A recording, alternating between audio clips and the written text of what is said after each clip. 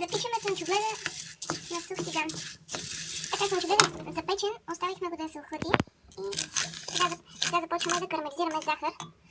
Междувременно сме си приготвили в ето те една супена лъжица олио, една чайна лъжица оцет и половин кафена лъжичка сол. След като захарта се карамелизира, ще прибавим тези продукти, за да стане това нещо така както искам.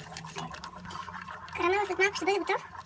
Пригответе се за другите съставки. Имайте в предвид, че когато сложите оцета, това нещо почва да пръска много доволно. Съветвам ви да не си използвате най-новата тенджера. И това оставям ви, защото трябва да се разбързам. Сложихме печения слънчоглед при карамелизираната захар. Разбъркахме и веднага го сложихме в една плоска таба с такава хартия за печене. Разстиламе го. Рецепта пише, че го разстиламе или с точилка, или с нож. Аз ползвам нож. Може би с точилка да е по-лесно.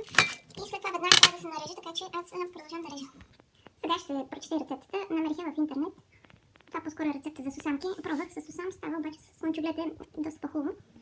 Така, значи една чаша от 200 мл захар, 2 чаши от 200 мл сусам, една супена лъжица олио, една чайна лъжичка оцет, половин кафена лъжичка сол. Последните 3 съставки са за крехкост. И наистина така не се притеснявайте, ако имате такива опасения. Стават доста крехки и вкусни. Не са твърди, така че смело. Продължаваме. Сусам се запича до леко потъмняване или в случая слънчогледа. Захарта се карамелизира, прибавят се към нея олиото, солта и оцета и се обърква бързо. Веднага се прибавят ядките.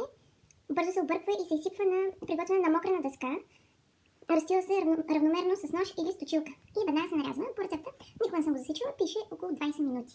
Време за приготовление. Веднага е готово да се консумира. Стива бързо, вкусно е, абсолютно с натурални съставки, без нищо животинско. И това от мен. Благодаря ви за този клип и чао!